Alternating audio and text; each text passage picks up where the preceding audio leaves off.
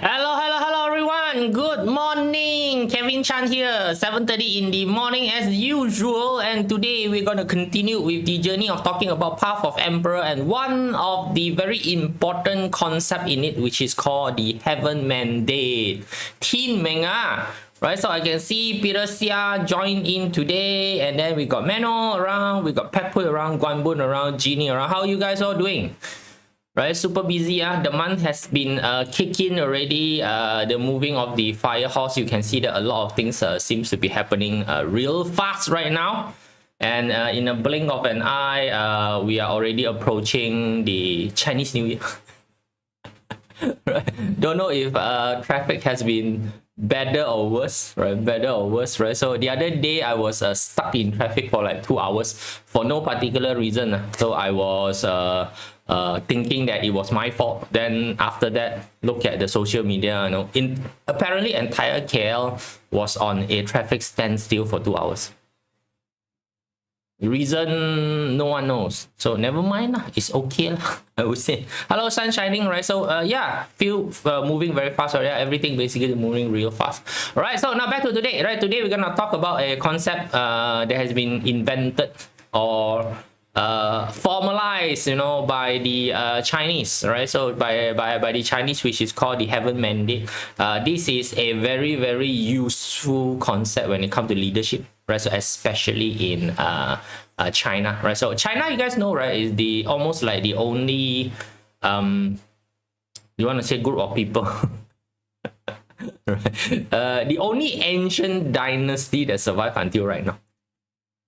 Yeah, if you don't know, right? So you got those, what we call Babylonian dynasty, Egyptian, all those, all gone already, right? All like disappeared. But China is still here, right? So our what we call the 传承 legacy that has been passed down is still around, right? So we still call ourselves the Han, which is one of the dynasty, which is the second biggest dynasty after the Qing dynasty. The next is the Han dynasty. We still call ourselves the Han people. So you can see that how strong the culture has been left behind.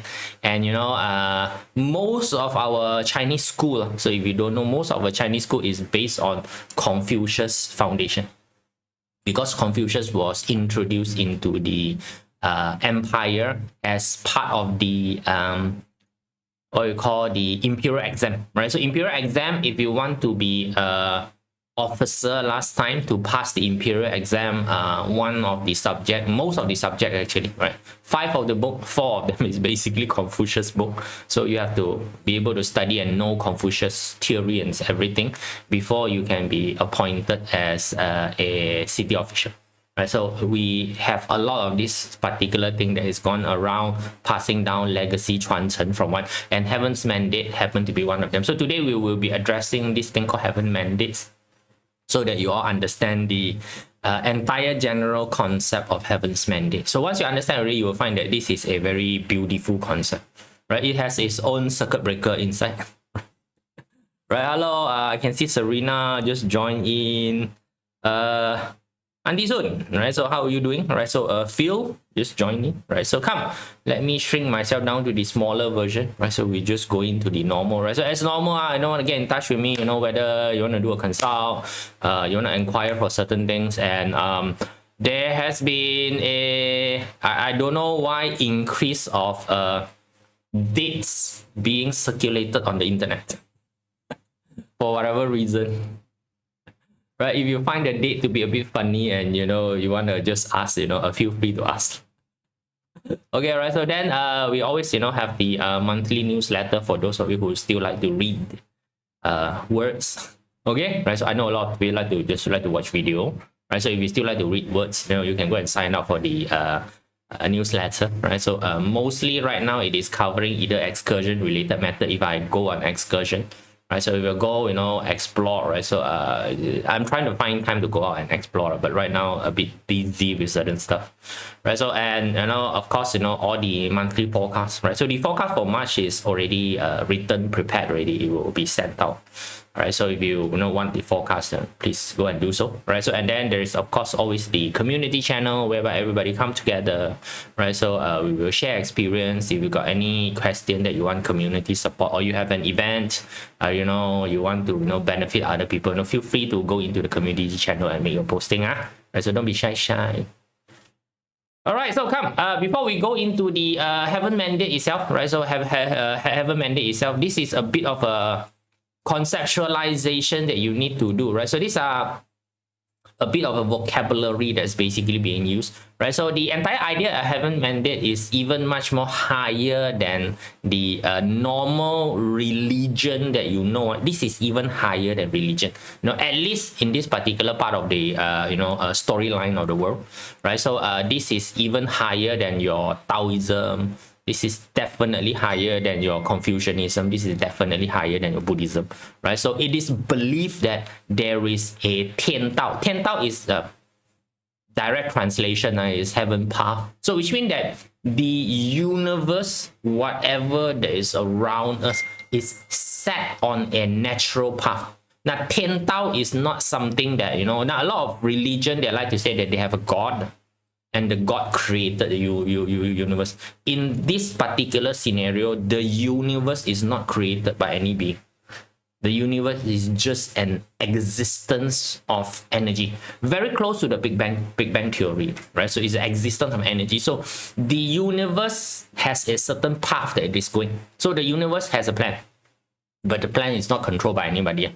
Right, so then everybody is basically being put on this particular plan, right? So then there is the heaven mandate. Heaven mandate means that the universe, the heaven Tian Tao, right? So would basically be given tasks to different people, right? So you just imagine, architect building, right? So architect building, but the architect is not going to build the thing, right? So it's going to subcon the task to different people.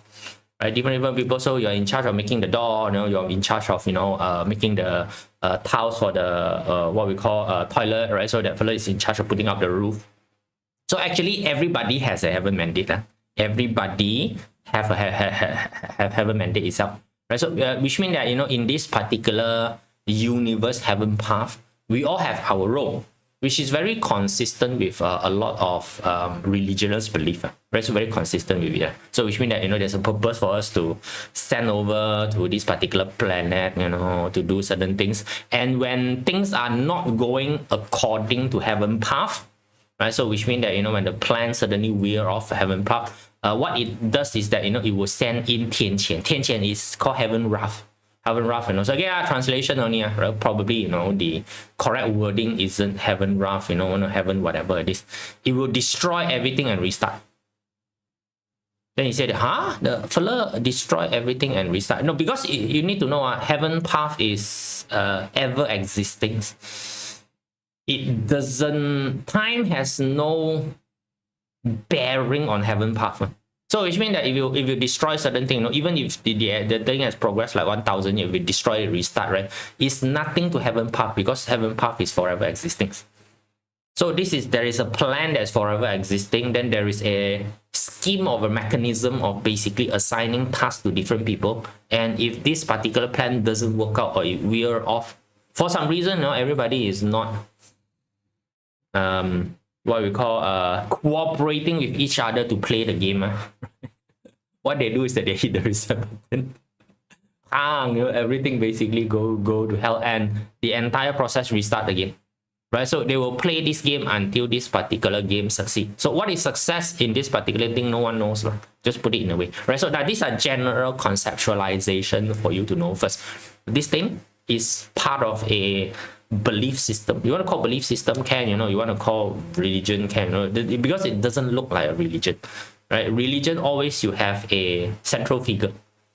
Right, so it doesn't matter, it's like Taoism, you got your Tai Sang Lao Jun, those kind of things, right? So and then your Buddhism, you got your Foju, right? So there's always a central figure. This one, no central figure one.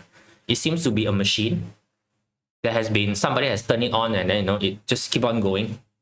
right? And then it will, appoint stuff for it to run, and when things goes wrong, it use the destroy button and then it restart again, because this is ever existing. Right, so now once you have this particular concept of running, then you can right now translate into the heaven mandates that you want to say China created or the Chinese Empire has created. So the entire idea of heaven mandate is this: the heaven will select a representative. You can say that the fellow will bestow this particular person, right, which is called Tianzi, right? So Tianzi is the son of heaven. Right, so that's why a lot of time the emperor is called the son of heaven, right? So Tianzi, right? So is the Messiah, the selected, right? So and this particular person will be the one who will be governing the people, and the people is the one that will validate the heaven mandate. So which means that the job of the people is to feedback to the heaven mandate, to tell the heaven mandate that this particular person that you have appointed is doing a good job or doing a bad job. So can you see that this one is basically a very powerful control system? So why does this system need to be created? Because before this particular heaven mandate system has been created, the idea was like this: like, if I am the emperor, only my bloodline can be an emperor. So this is a very classical, almost every single culture is like that, so it's like the royal blood. So like you can take a look at the what we call the British. So the British, the royals has been, their lineage, they call it the lineage. So if you watch all those what we call the Game of Thrones, right? So Game of Thrones, you see, the house of whatever, they just pass down their own. So if this particular story of passing down to your own people is to be able to continue, then the rest of the people got no chance to become an emperor, which is not a good idea, right? So if somebody want to become an emperor right now, they need to create something that is much bigger than this particular system. And the heaven mandate system was conceived, created, right? So to facilitate this entire thing. So you can see that, it's okay. So there is something more powerful. It's not a person, it's a system. Because if you have a person, people can invalidate the person. Right, so it's like it's like okay, so your Buddhism, I don't believe in the Huo, right? So I believe in Tai Sang Lao Ju. So you can see, we can play this sort of game. But if I create this particular thing called Tian Dao, there's a heaven path, so which means that the universe is moving towards a direction. We are just part and parcel of the direction. We all have our role to play to basically make sure that the path is moving. Now there is a bit of a situation whereby that you got no one to attack. There's no central figure for you to attack. So that's where one of the brilliance of having this is. And then this fellow will select a representative, right, which is called the heaven mandate. And this representative happened to be at that point in time is the emperor, right? So now the idea is anybody can become an emperor. You do not need to be royal blood. Right, so there is a natural mechanism. Later, I will explain the mechanism to you. Right, so at least the one that they have designed. Right, so you will select this particular person to be the representative. Right, so in the English world, you can call it the Messiah. Right, so it's commandment was sent down. The Quran is sent down. The scripture is sent down. Right, so it's basically this entire idea. Right, so it's sent down to one representative. The fellow will govern or lead the rest of the people, and the people will basically feed back to the mandate and tell the mandate whether the fellow is doing a good job or not. This quite sounds like a democratic voting system. Sounds like it, right? So democratic voting system is basically a system. You see, in a democratic voting system, basically there is no one person running the system, but we know that the system is there. The voting system. Right, so then once the voting system is done, there is a representative government that's actually been created, right? And then the people is the one that validate this government, right? So you can see that it's basically roughly the same cycle. But the entire idea of this is that anybody can become an emperor. So if you take a look at the Chinese long history of it, many of the great emperor are actually what at that point in time is called scoundrel. people of no royal bloods, you know, they have no actual skill set. Some cannot even fight. Okay, right? So, but it is somebody who has been, from their point of view, it's called somebody who's been given the heaven mandates, and the people agreed, the feedback was good, and then, you know, the fellow become an emperor. Right? So the entire idea is try to becoming an emperor, and the heaven mandate system was actually used to do this. So let's take a look at how the heaven mandate system actually work, or how it manifests itself, right? So which is very interesting, right? So now let's start with, you know, the change of a empire, right? So the empire is running whatever it is, somebody was the king, right? So of course, when you are the emperor at that time, you will try your best to pass down your chair to the next of your generation. So that's very normal, right? That's very basically very normal. It's very human way of doing things, right? So, you know, it's nothing that is too special, right? So then what happened is that, how do you lost heaven mandate? Is when calamity strike. So which mean what we call natural disaster, right? So natural disaster, just now I told you, you know, there is this thing called the Tian Qian, right? So which is heaven calamity, right? So when natural disaster strike, usually is pretty bad natural disaster, right? So this is a signal to the people. So this is basically the heaven path signaling to everybody that this particular person has lost the heaven mandate, right? So the fellow won't come in with a big head or with a big finger alone, like when you are watching Marvel Celestial coming up, you know, who's the one that they're gonna do, who's the planet eater, Galactus. Right? It's not like, you know, Galactus will show up, oh, eat your world, you know, it doesn't work like that, right? So it usually come in a form of calamity, right? So calamity strike, people is in disarray, right? So this is where the system basically tells that when a emperor has lost the heaven mandate, calamity will happen, and the people are now allowed to rebel. Right. So this is the very good, very important key point, because last time, you know, if you are the emperor, the brain is very stupid for the people because they are peasants. They don't know how to fight injustice. They don't know. They don't have the, you know, things. So what happened here is that the system right now has been rewritten in such a way that, you know, it's telling you that if, let's say that a calamity happened on the land. So when calamity happened on the land means that whoever is ruling the land right now is not in favor of heaven already. So that's why heaven used calamity to, you know, clear it up. And you as the people has the right to rebel and change the ruler. So this is where the new emperor come in, right? So, you know, it's great that AI has been asked to invert entropy. That's why it needs so much data, and the heaven mandate tries to kill it because succeeded now can't be turned off. Right? Okay, right. So no, this particular thing. So can you see that the wonders of the beauty of actually implementing this particular system? So it gives a chance for the system to change, or else those people who have power and authority will do a lot of things when they have power, authority, and resource to basically control the, sorry to say, the lower intelligence people, right? So, most of us are basically sheep, right? So, what happened here is that, okay, when calamity happened, right? So the people are allowed to rebel. So when people are allowed to rebel, then a new leader will come up. So within those people who was rebelling, all right, so there will be one fella who would basically become the leader at that point in time, unofficial appointed leader at that point in time. Then slowly the fella will lead, everybody will come together. Right? So then this is the person who will embody the new heaven mandate.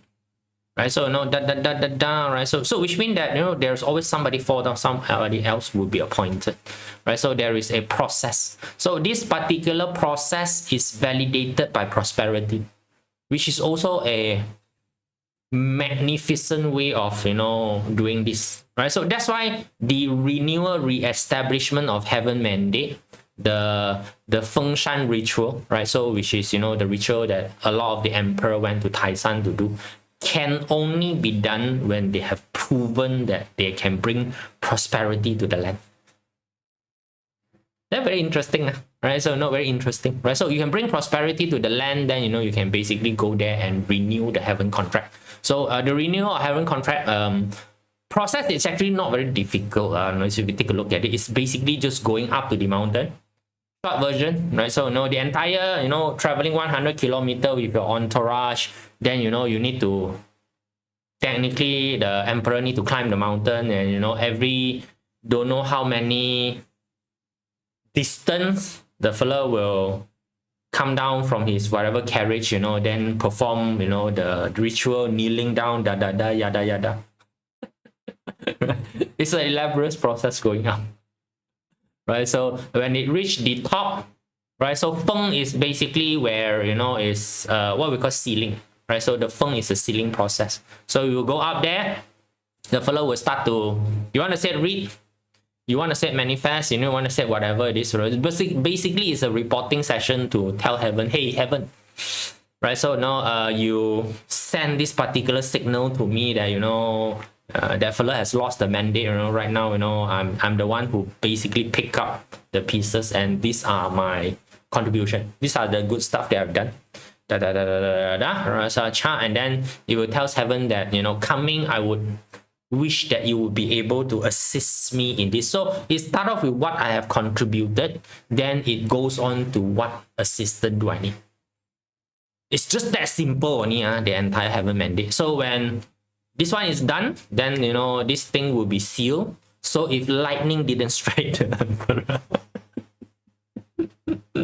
right? So if the finger doesn't come down and press you dead, right? So then you travel back down. Also, the entire idea of traveling up and then coming down, then when you come down, sun is to spread. So feng is to seal, sun is to spread. It's very simple only. So which means that when you come down that time, it's time for you to do the yada yada to the people, So it's like, hey guys, I just went up there, this was the agreement that I've made with heaven. So we have renewed the heaven mandate. So I'm the one who have the heaven mandate right now. And going forward, these are the plan that we will be doing, right? So this basically is telling the people that the heavens has approved my appointment as the person who is having the heaven mandate right now, right? I'm the chosen one, right? Neo, right? So me say me Neo, right? So I'm the chosen one, and these are the plan, right? So then all the people right now, because of heaven mandate, which means that hey, you guys right now is what I govern, right? So heaven has given me the mandate, and you guys gonna be the judge on how my tenure gonna be, right? Can you see that this particular system is pretty much quite good? It runs on its own. It runs on its own. It doesn't have a the problem with law. The problem with law is that there is always needed a powerful person or a powerful body to execute the law, right? So law is very easy to write, but it's very difficult to execute, right? So the problem with law is that there is a execution issue. With this, there are no execution issue, because why? You can't touch the heaven path, right? The heaven mandate is something that's come down, and the only signal you get when the heaven mandate is no good. So it's when the people start to say that they are living in a poor condition. Right, so which means then only the calamity come up against them. Right, so there is a modern version explanation, which one day I will tell you guys what happened, the rise and falls of empire. Their pattern is always the same, same pattern, right? Gets scolded by feng shui master. How come face wrongly?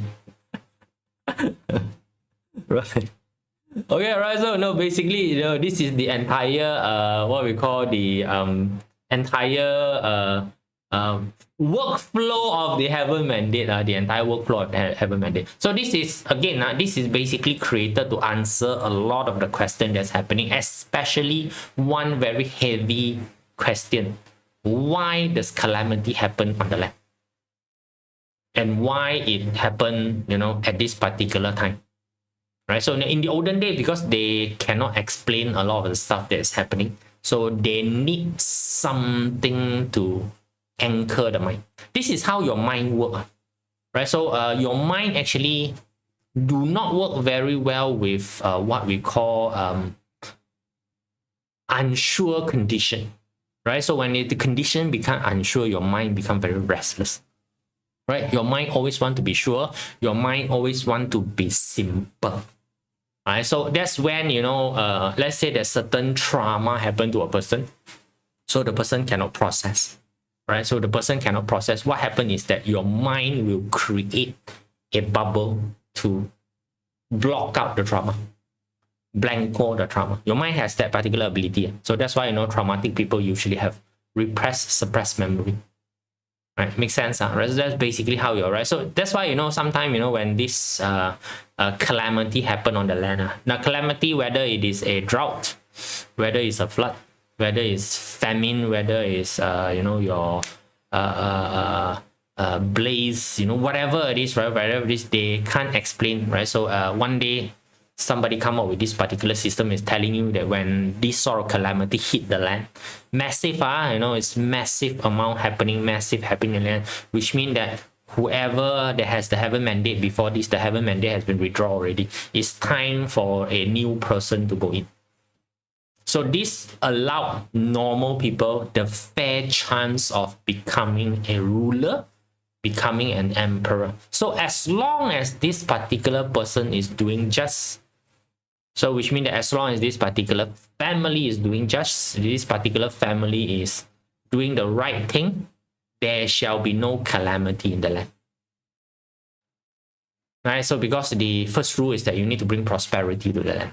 To, you know, continue, then, you know, you go and renew your heaven mandate. You don't get struck by lightning or the finger doesn't press you down. You come down and you go and tell the people that, hey, you know, I've renewed the heaven mandate.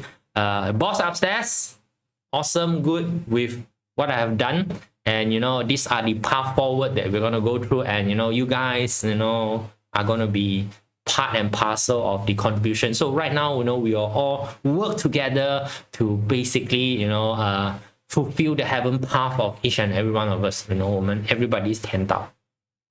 Yay, you know, pretty good system. I quite like, you know, the way that this particular system, you know, has been done. It helps explain a lot of things that's basically happening, right? So, you know, it's like, you know, everybody has their path, you know, you are going your path, but everybody is basically on the same mega super highway.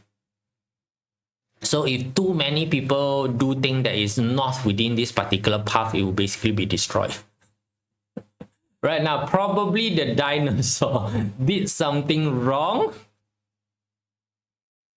that the heavens need to send a comet down to kill everything so that everything restarted. So you see, you can use this to basically explain dinosaur as well. As long as there are calamity happening, right? So it signal a reset, right? So fun, isn't it? Right? So now let's take a look around who are the people who basically went for the heaven mandate. So of course, first of all is Xin Huangdi, right? So which is Qin Shi Huang, right? So Qin Shi Huang been there, right? So no, Qin Shi Huang is the first person to actually utilize this entire idea of heaven mandate, right? So he's the first guy. You want to call it the inventor also can, doesn't matter. But he's the first fellow who went to Taishan to do this fengshan. So he has to do this particular.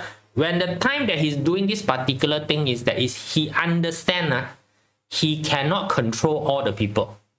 He need to do something that will convince the rest of the people that whatever that he's doing is the correct thing. And the idea of heaven mandate, he did not invent the idea of heaven mandate before this has already been invented, but he is the one who formalized the ritual.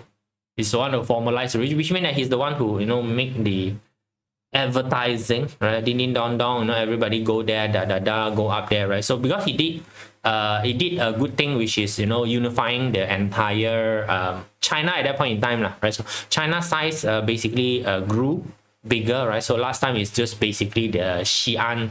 Right now it's called Xi'an. Last time it's called Chang'an area, right? So that's basically where China is last time. It's not Beijing. Beijing is the new one, right? So last time was in Chang'an. It was in Chang'an for like the longest time. Okay, right? So no, it's basically there, right? So he went and do his thing. Then, you know, the Han Wuti, right? So Han Wuti is a great person. By the way, Han Wuti is the longest serving emperor before the Qing dynasty, right? Which means from Han dynasty until Qing dynasty, no one has served longer than Han Wuti. He served for 54 years. Right? So he started his serving at 15. Hey, 15 years old, you take bus also don't know how to take. Right? The previous civilization was much more advanced and skilled in technology. Yes, correct. There is a lot of engineering marvel that has been done in the previous time that was basically lost. Right, so there's a lot of theory on this, particular technology thingy. Today, their story even saying that this Qin Shi Huang is somebody from the future, or is a higher being coming down, because one of the proof that they say is that the Qing dynasty actually has manufactured arrowhead.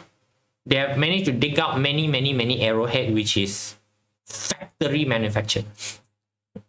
You need to understand that at that point in time, how do factory manufacture shit like that? But the Qing dynasty has it. Right, by the way, they are the one who invented the automatic shooting arrow.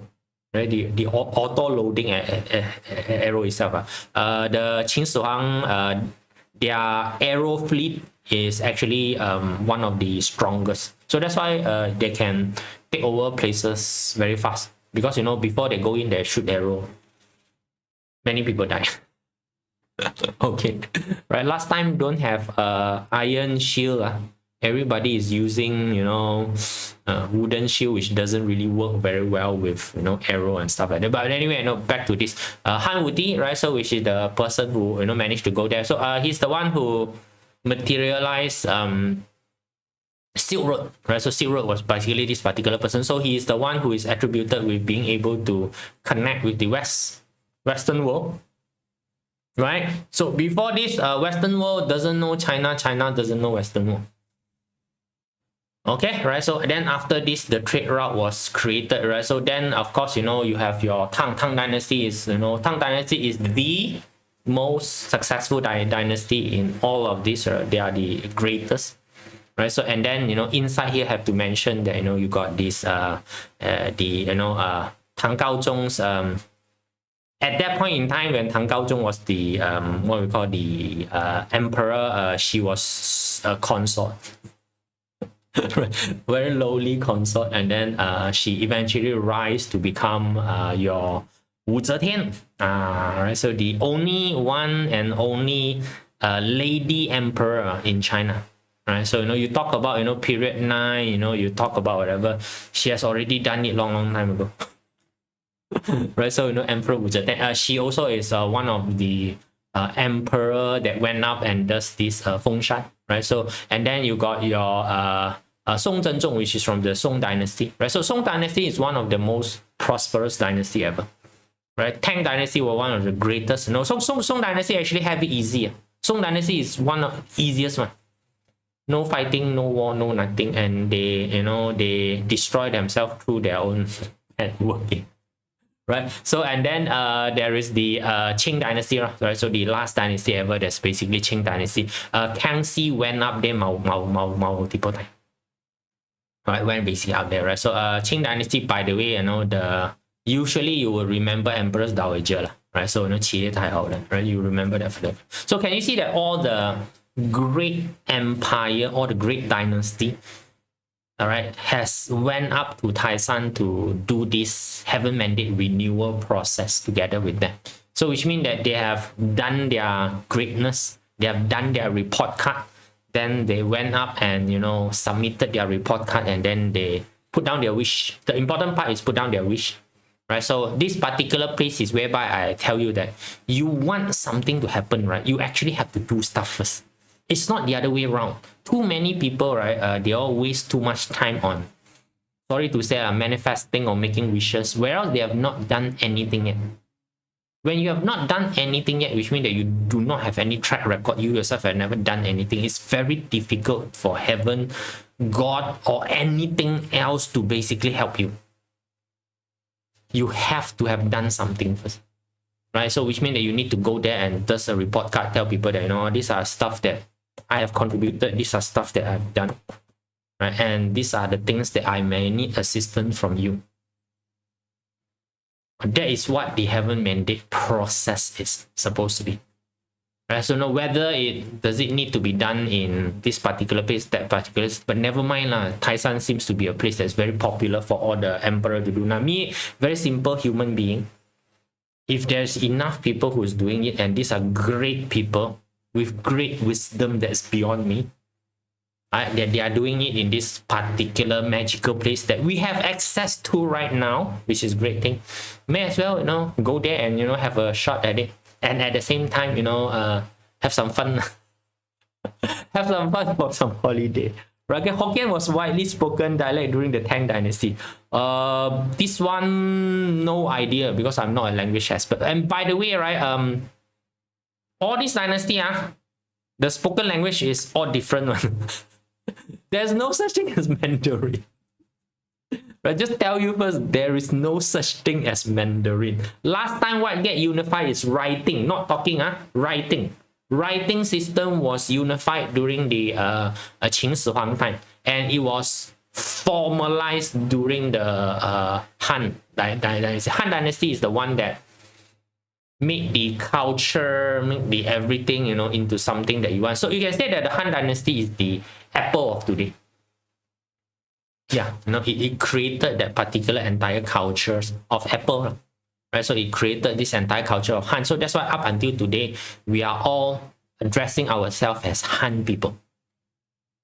It has nothing to do with your lineage. Right. Must back the right direction or not? That when we go to that place, that temple already has a direction. That temple is the original temple. Right, it's the Ori temple from long time ago. So it's very Ori mean that it has not been destroyed. So you guys know China has a period of time during our Mao Zedong, right? So he has initiated this thing called Po Si Jiu, destroy the 4O, and a lot of temple, a lot of places of worship were destroyed at that time. Very unfortunate, right? So very unfortunate. So a lot of places that you go today in China are basically rebuilt replica. Right? So this particular temple is authentically has not been destroyed before. So it's original, right? Take out big brush. No, I cannot write.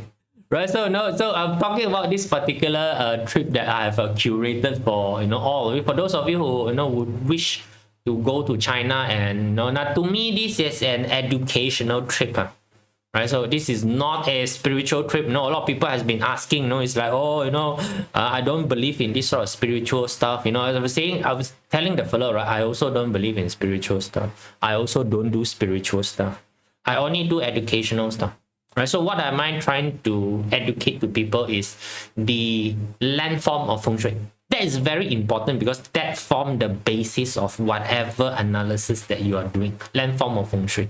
And China is a good place to look at landform because everything is XL size. Easy to look at, right? Easy to look at, and then it has been applied over by many different dynasty, or you're gonna say generation to generation. So you can see how they does the selection of place. Like for example, the Beijing Forbidden City, it is designed using a specific feng shui formula.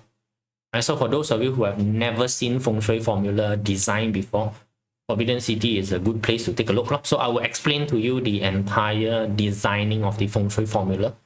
Right, so then you will start to understand that, oh, okay, this one can be done. Right, so that help you to align theory with practice. And we will be also looking at a lot of tombs, not the tomb itself, right? That one also is one thing that's very funny, that we have a conversation with the tour guide there. The tour guide was insisting to go into the tomb. I was saying that I'm not interested to go into the tomb. There's nothing in the tomb to see. I want to see outside the landform. Very difficult to explain to people to see outside the landform. Right? By the way, I'll explain to you how this landform. So once you see it, it becomes very clear and apparent. So a lot of people don't know how to recognize landform is that you have never seen it before. Right? Looking at the book is different thingy, right? So the picture also is a bit funny, right? So whatever it is. So we will go there, we will take a look at some tomb. We will take a look at grave design. So if you study feng shui, you cannot escape grave design, because feng shui is originally invented for selection of burial place, right? So it is a yin thingy. Then we transmuted it to be used for yang, right? So the theory is roughly the same, right? So I'll explain to you the different theory. So I also don't deal a lot with yin feng shui. Yin feng shui, as you know, right now you ask me to select a grave, too much work. Too much work, and there is too much human to deal with.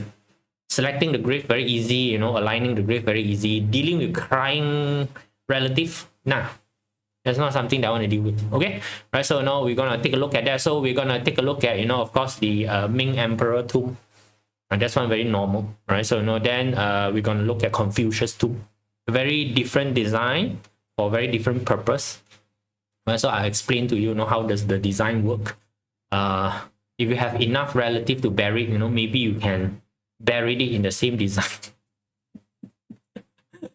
So we can do that, and then, you know, we will go to a place whereby you will be able to see and felt and actually detect and make an assessment over what we call, you call it sha qi, you know, I just call the qi that's a little bit more vibrant, and versus a very calm qi in one same place, so that you can take a look at the difference. So then, you know how to judge qi. So of course, before that, I will teach you how to detect qi.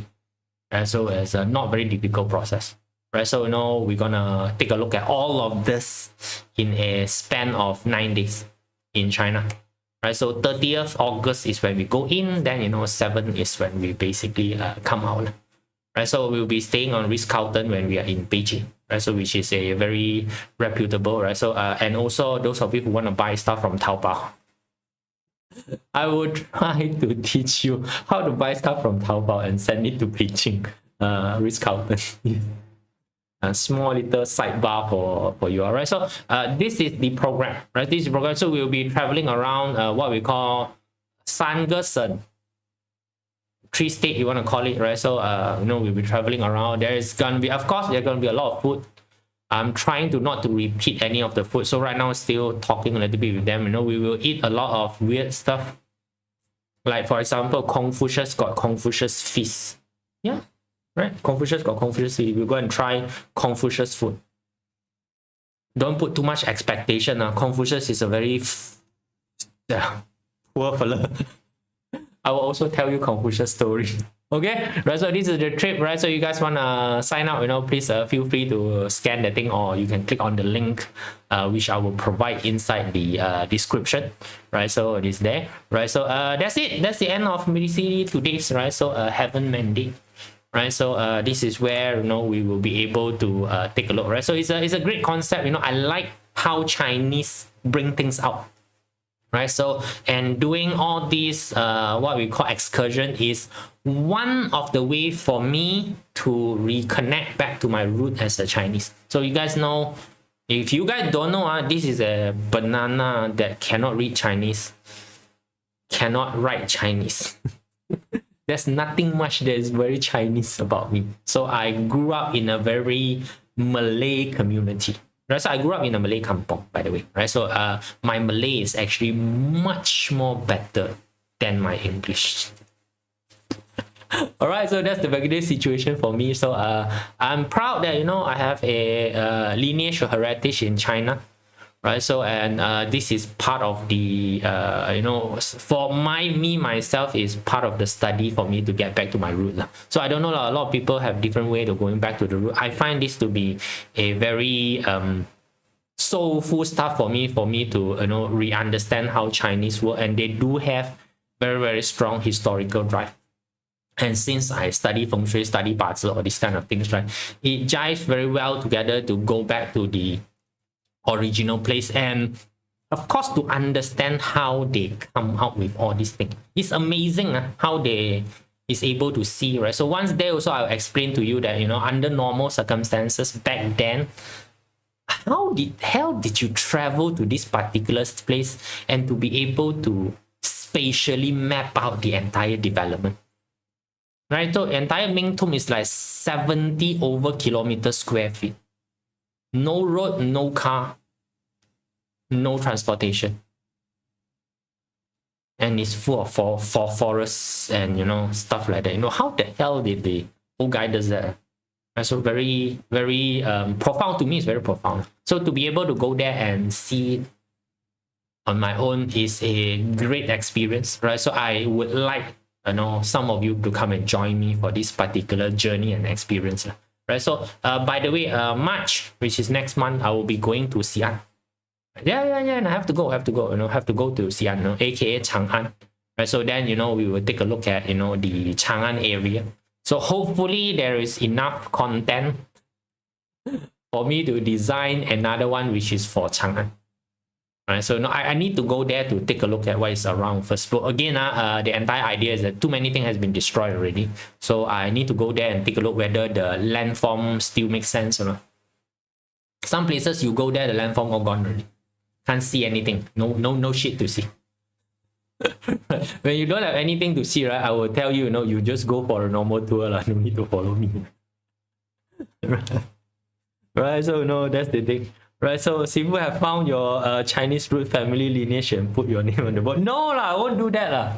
Right, so I won't do that. Some people like to go back and what we call Guai Zhong, right? So yeah, I don't know, right? So I just recently found out that I am from Guangdong, Qingyun, Qingyun and Qingshui, 我都唔知鬼到. Anyway, doesn't matter. Doesn't matter. Okay, right, so hopefully we'll see you guys, whoever want to sign up. Basically there's another my trip is just for 30 people, right? So not gonna have a lot of people, and it's gonna be remain around 30, max 34, depend on the bus that I've selected, right? So usually we will select the premium bus. Premium bus means that 2-seat, 1-seat one, not the 4-seater 50 people bus. I won't do that, right? So we have the 2-seat.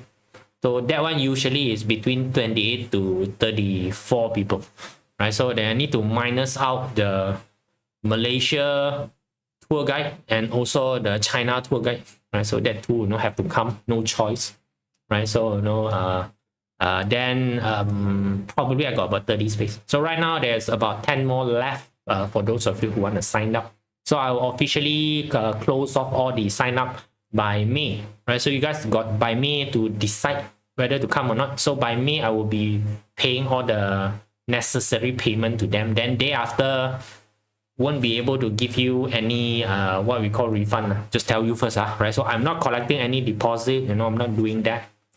So if you want to come, you just go and do the payment, because it's a very small amount, right? It's not a phenomenal amount that I'm taking. So it's a very affordable trip for a 9-day event in China. Food cover, transportation cover, lodgement cover, me talking cover. Shopping not covered. Okay, right? So no shopping is your own. By the way, just tell you first, there's actually no shopping. Right? Some of you might scold me, say, no shopping one. No. Right? So we won't be visiting any of the what we call shopping complexes in China. Unfortunately, right? So it's gonna be one destination that learn.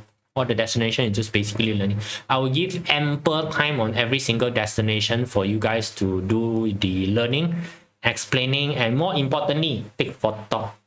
Right? So last time I actually engaged a photo person to come together, but the fella is not free this round, so can't. Right? But anyway, right? So that's it. Right? So happy if you guys want to join China. It's a very good place to play around with, and today I give you heaven mandates. All right, that's it, guys. See you all. Bye.